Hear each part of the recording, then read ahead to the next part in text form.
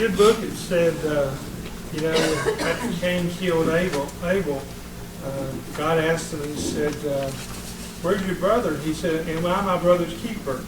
I don't know where Ron is. He was supposed to start this. That's okay. He's coming. Well, okay. He's talking. We're going to go ahead and get started. Somewhere on this piece of paper, I want you to write down 2 words, if you choose to do so. Grief is.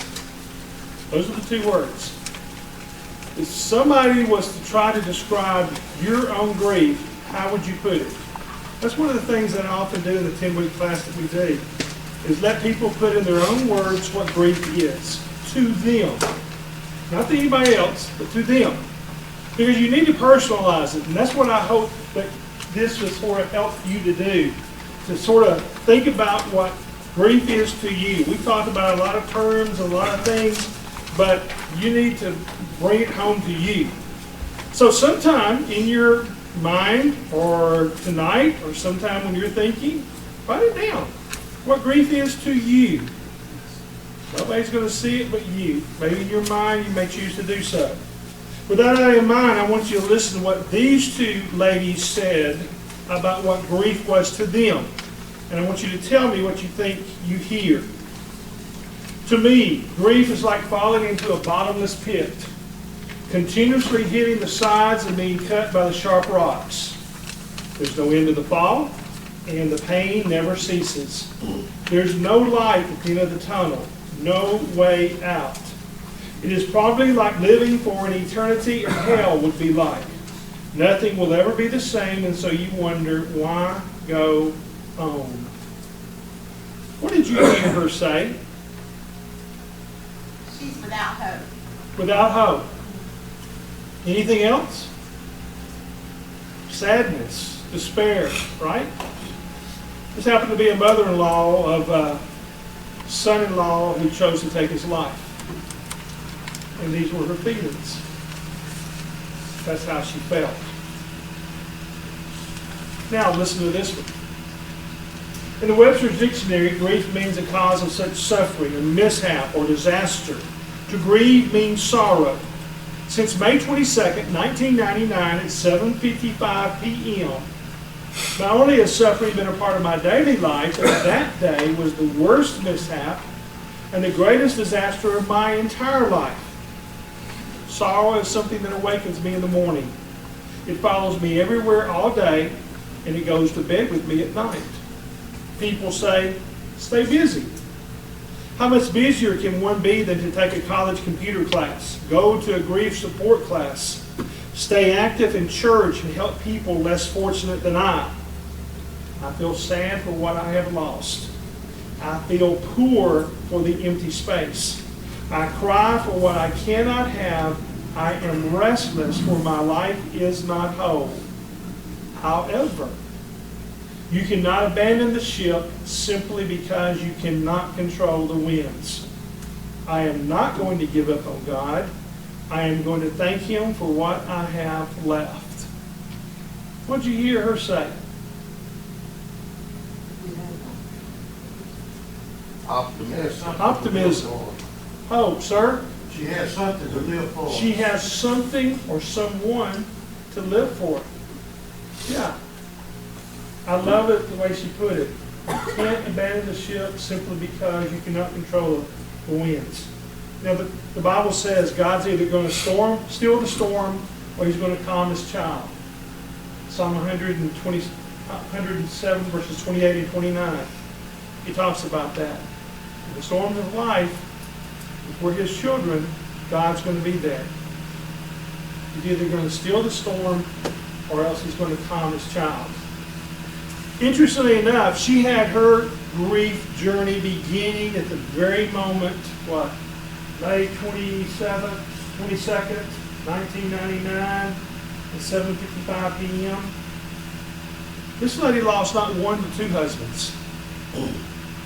And the date that she's giving there is the death of her second husband.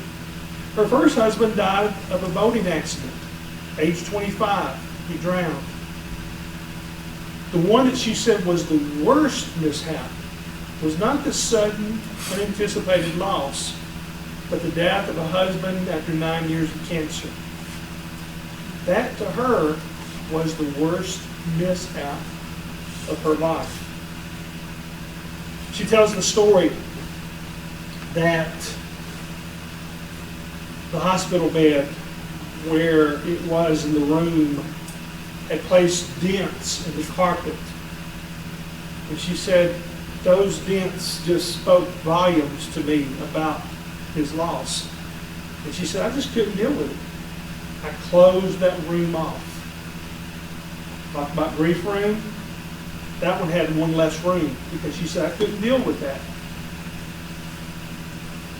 But then she goes ahead to tell the story. She said, but one day my 4-year-old grandson came. And he came into the house and he said, why is Granddaddy's door closed?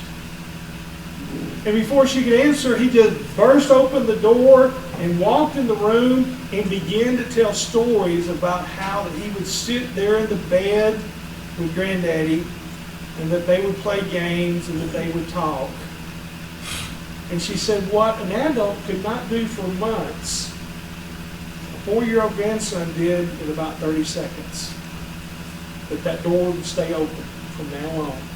Because it wasn't how he died, but it was how he lived and what his life meant to me and also to his family and especially that little 4-year-old. The Bible says a little child will lead them. Isn't that so interesting?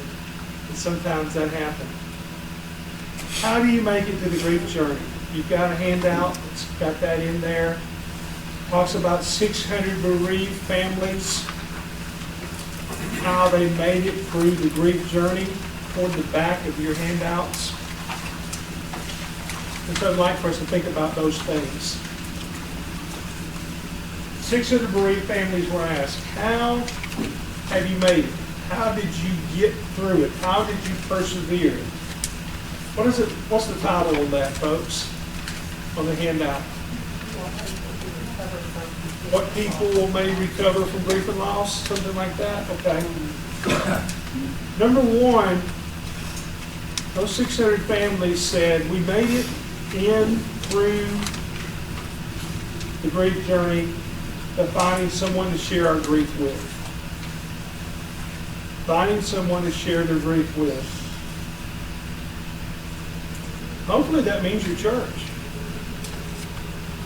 You know, these drawings up here, that lady had a pew, all kinds of places for her children, her friends to be with.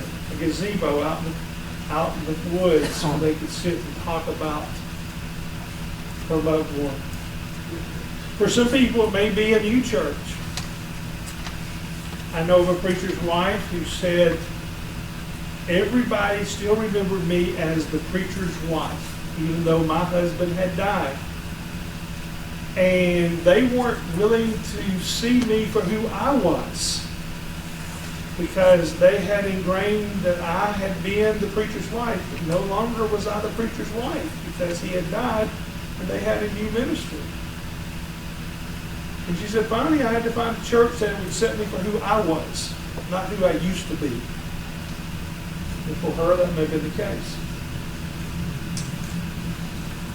For some people, widows or widowers, in time, they may find a mate, a new mate to give their life to.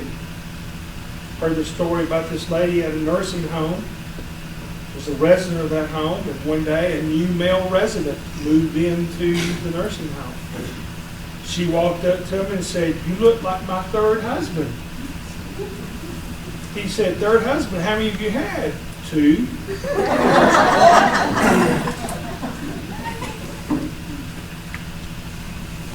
There's a taboo that suggests the idea that when a person chooses to remarry, they're doing so to dishonor their loved one.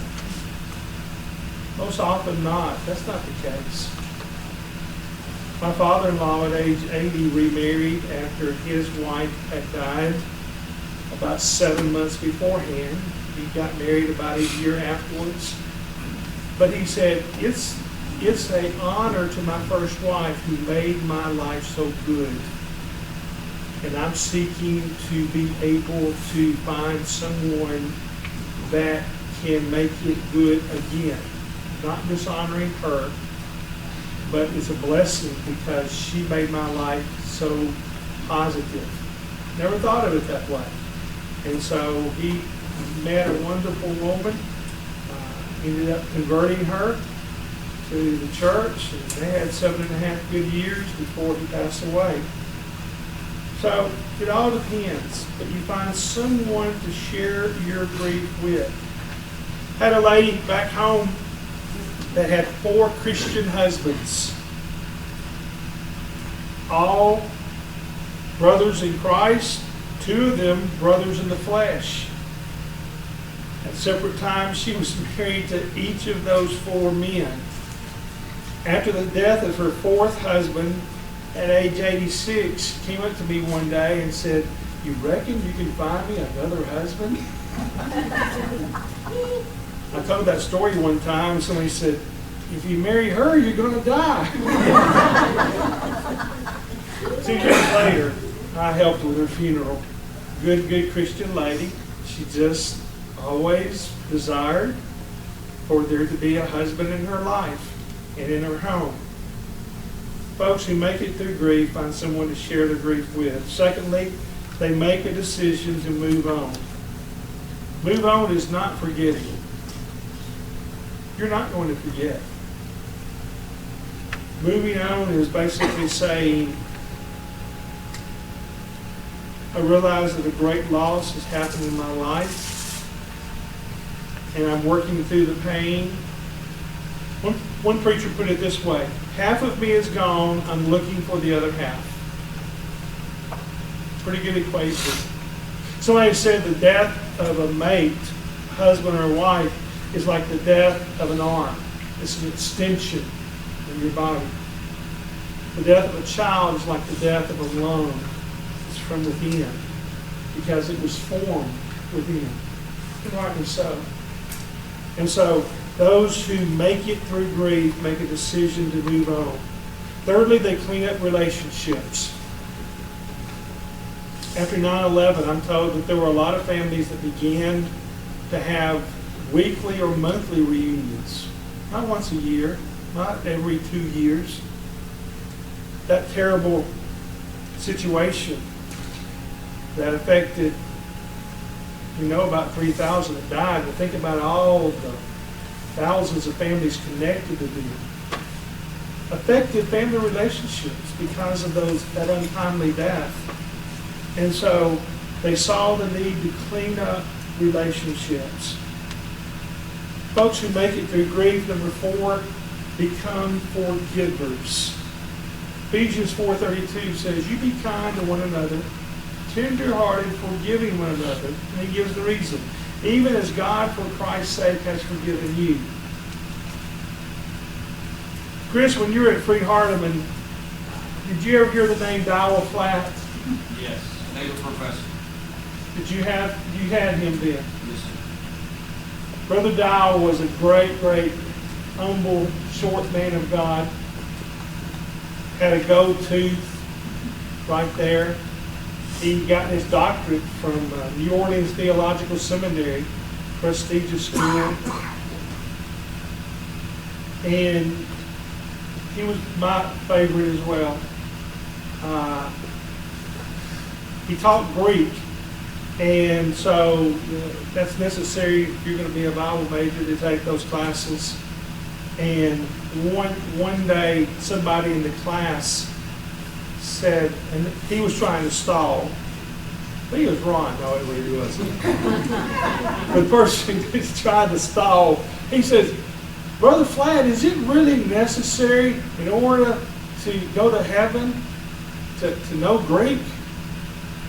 He said, "Brothers," he talked that way, "brothers, there's a lot of people on this earth that are good Christians that don't know the first Greek word But he said, grief is beautiful. It's like Elizabeth Taylor before all those transplants. It's beautiful.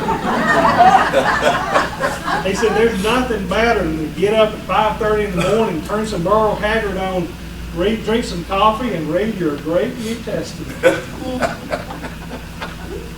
His name was Dowell Flatt, and he would tell us, brothers, I want you to do well. That's my name, Do Well Flatt. He's the only professor at Freed Hardeman that I know of that graded any test that he gave 3 different times. One day he explained that to us. He said, fellas, he said, I may grade it the day that you take the test. And he said, I may have missed something, so I want to sleep on it. And the next morning, I'm going to grade it again, and then I'm going to wait a little bit longer and grade it another time, just in case I miss an understanding of the question that you gave. I thought that was, wow, where do you find that? I say all that to say that in the letters to the epistles, one of the classes that I took, he talked about a statement over in Philippians chapter 4, verse 5. Let your gentleness be known unto all men, the Lord is at hand.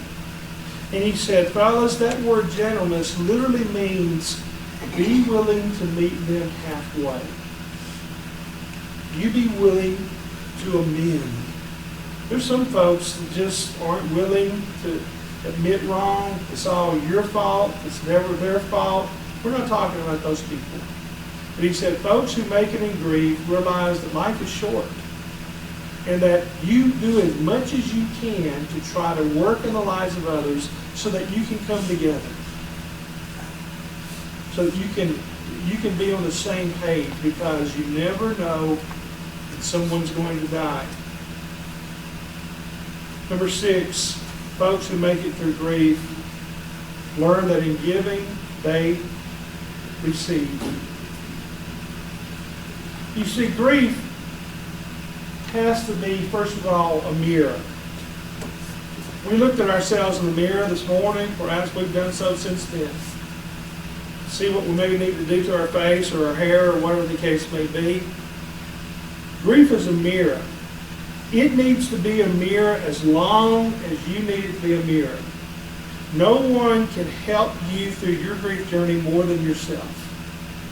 And so you need to see what grief has done to you. You need to see the pain. You need to see the change that it's brought upon you. You need to see all those things and let it be a mirror as long as it needs to be a mirror.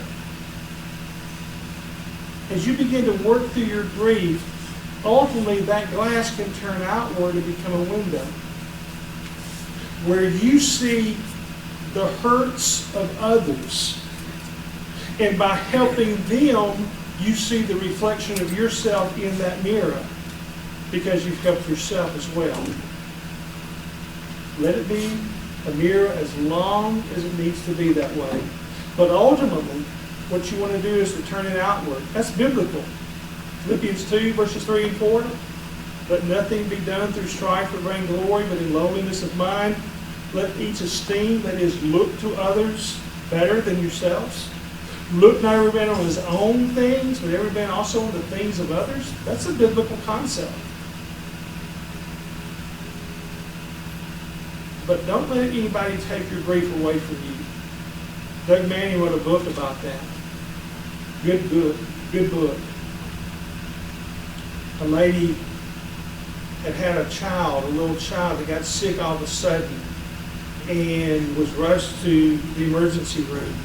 And the father stayed back behind with the other child, and the child got sick very quickly and died. This was way back before COVID. And a chaplain of the hospital, hearing about the loss, came to her, and she was crying, and you can imagine the anguish, the grief, the sadness, all of that, the horror of the situation.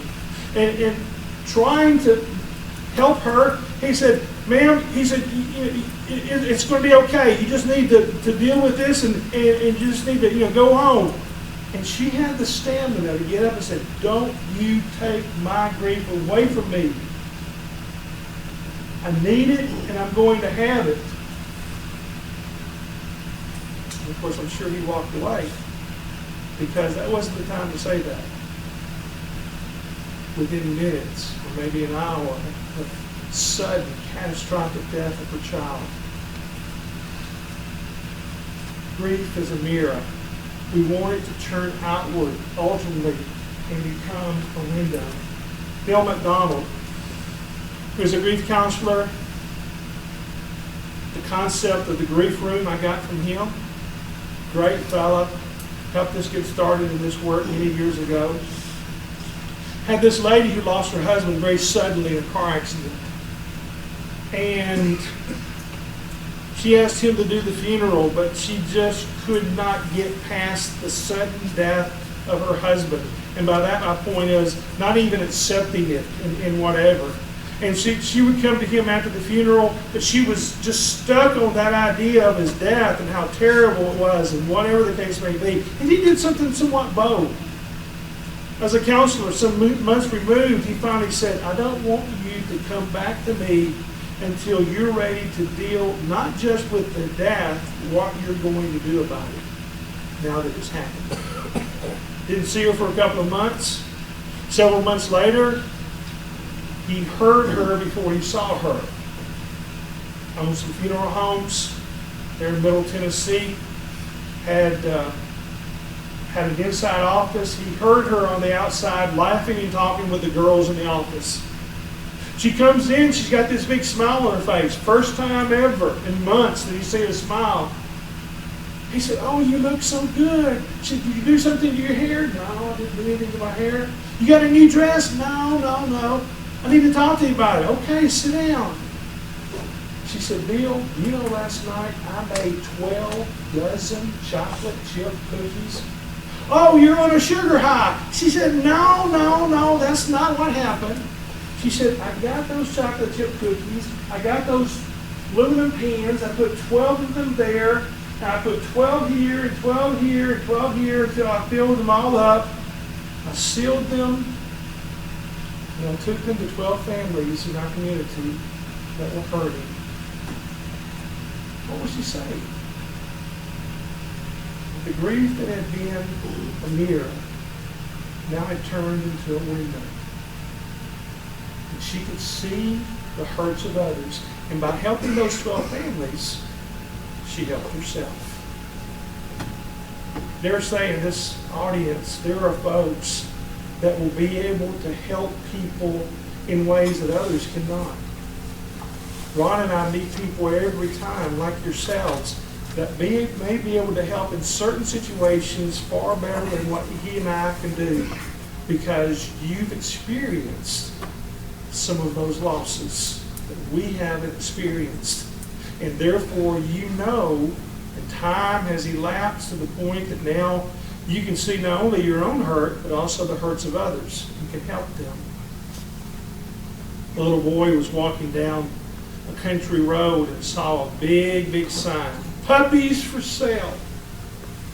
So he walked up the lane to where the man was, and he said, sir, he said, you got some puppies for sale? He said, yes, son, I've got some registered puppies for sale.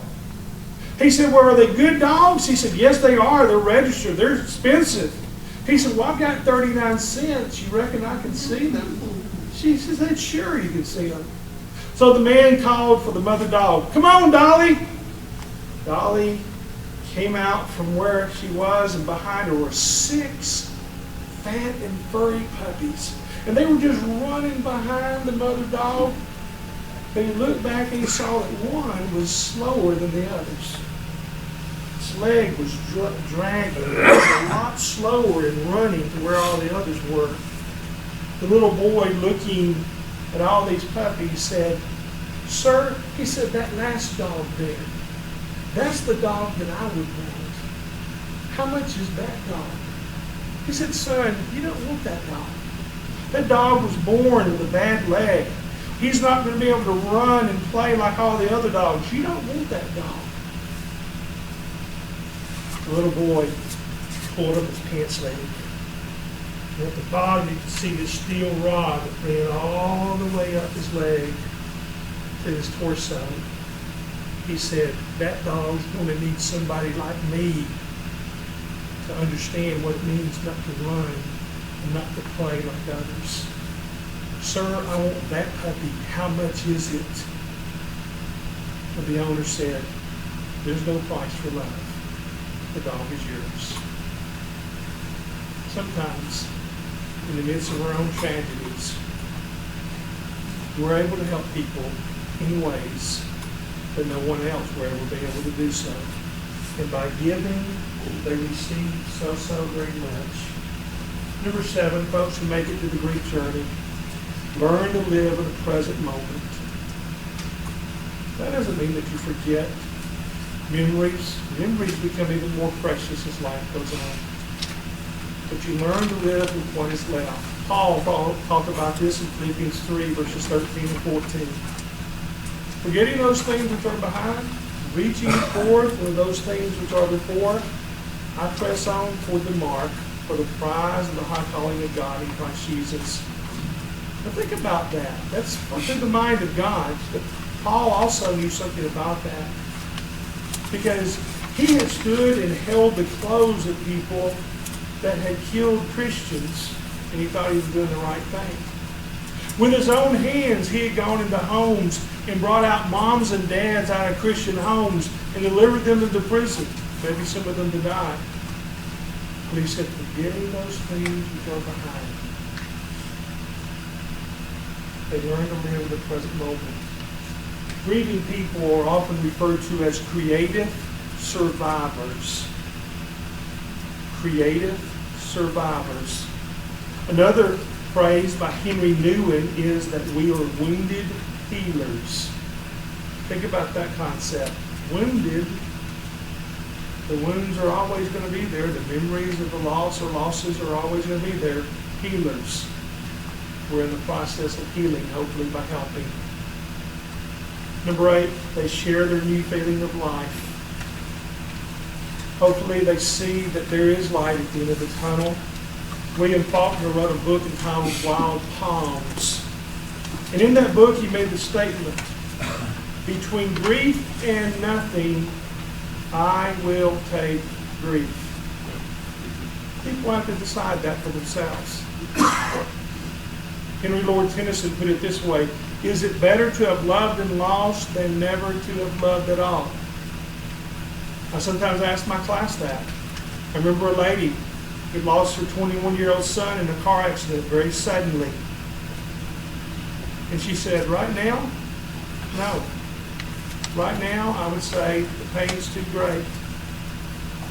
I haven't seen her in some years. I'd like to know if she felt differently now than she did then. If that was her feeling, and she's certainly entitled to that.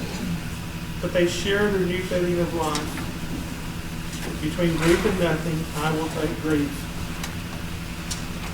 You go out to the cemetery, and you will often find those tombstones.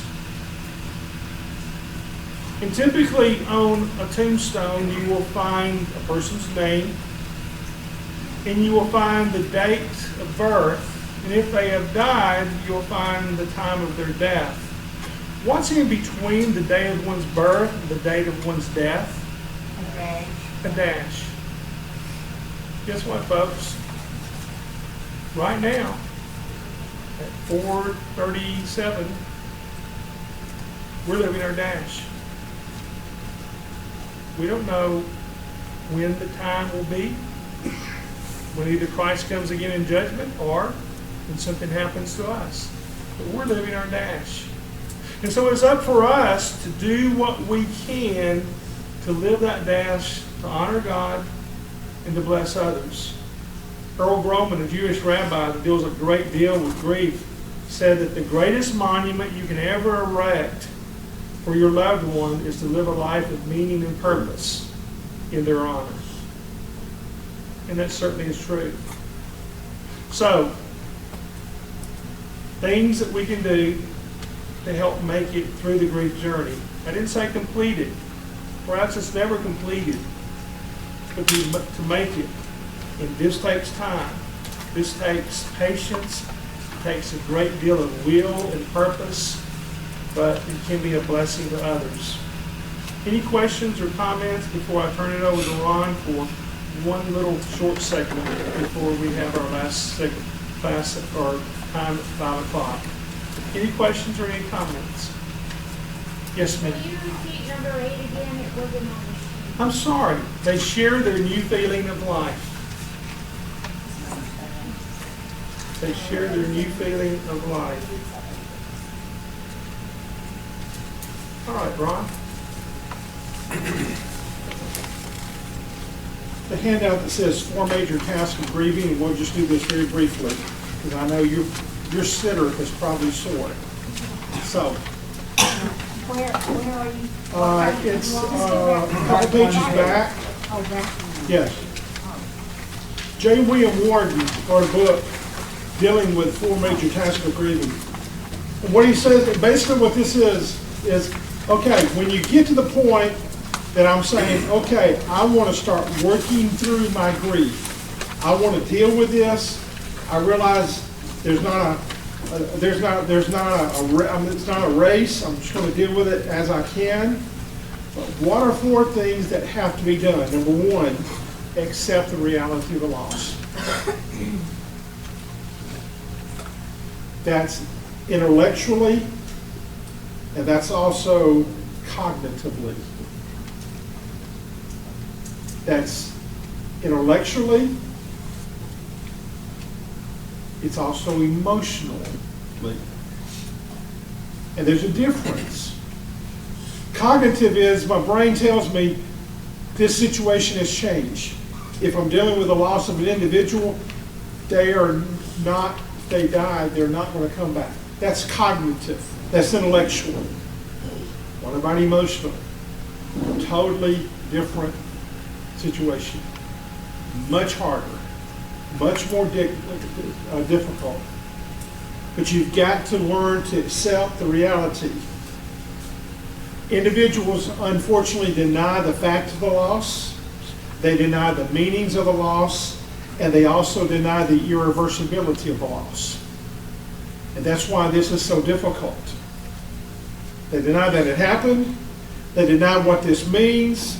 And they deny that it can't be changed back again. Okay? So there's that first acceptance. Number 2, they have to learn to experience pain. Do we like pain? No, not at all. But in order to deal with the loss, you have to deal with what's involved in that loss, and that's pain. You can't run and hide. You can't pretend that it's not there. In fact, here's the warning. If we begin to deny the pain and begin to question whether there should be any pain involved, if you let that stay there for a while, you will eventually begin dealing with the reality of depression. Because depression distorts the truth. Depression begins to say, this is not the way it is. This is just the way it seems it is. And therefore we begin to talk ourselves into a situation of saying, there's not anything I can do. And thus we become helpless and hopeless and all other kinds of issues. So you have to deal with the pain. Anyone that's ever had surgery, elective surgery, knows there's pain involved. And typically the pain after the surgery is worse than the pain itself because you're trying to rehabilitate yourself to get back to where you were before. And it's difficult. 3, you have to adjust your life to the environment in which the object of that loss is no longer present. How long does that take? A long time. A long time. You can't just say, well, I'm going today adjust to the environment in which that person's no longer here. Good luck. You're going to need a lot more time than just 24 hours to deal with that. Women, let me give you a warning here. For those who define their identity through relationships and caring for others, you may suffer great harm here if you do not take care of yourself. you are getting eaten up with trying to make sure everything around you and everyone around you is okay to the demise of yourself. I hate to put it this way, but if you don't take care of yourself, who is? On the plane, what do they tell you on the safety speech? If something happens, the oxygen, when that mask falls down off the top, what are we supposed to do? Put it on first, then go take care of somebody else. You have to adjust to the environment. Number 4, you have to withdraw some of that emotion and invest in other places. That does not mean you forget. That does not mean that you act like that they never lived. They will always be a part of your life. In fact, that's the greatest thing that you can do, is take the memory of that individual and reinvest it in life and make a blessing and remind them over and again, that person, oh yes, they died. And let me tell you how also they lived. But that's extremely important. Practical signs of moving to the future. Being together with a family, motivation to clean your house, and I say that jokingly, but in one of my classes I had 2 couples who were dealing with grief losses of adult children, and then I had 4 widows. The debate went on every week, have you changed the sheets on your bed yet? And of course the debate was, why should I change the sheets? I'm the only person sleeping there. And one lady's answer was, I go to the other side. 39 days. That was the record. The last person finally caved in and went and washed her sheets. She just did not want to clean the house. She did not want to wash her sheets. She did not want to do anything. That's when you begin to be able to understand you need to change that. You can do so. You don't have to protect the family all the time. You begin to realize that, hey, we're all in this together, but we're also individually dealing with this. So therefore, I don't have to try to keep everybody calm. I'm going to let them wallow and deal with what they're dealing with while I'm dealing with what I'm dealing with. They begin to focus on others, as Don mentioned. You be able to see, instead of the mirror, the window. They find out that they're just not totally exhausted at the end of the day. Anybody in grief will tell you it is one of the most exhausting things in all the world to deal with grief. But it does get better as you deal with your own grief. You find old friends that are still there, and you make new ones. And what would life be without friends? And then you can laugh every now and then without feeling guilty. That's a sign that things are beginning to get better. Sensations, the physical sensations are not as overwhelming. Sadness begins to mellow. Things begin a little bit sweeter. You don't 24/7 think constantly about your loss. You can think about other things.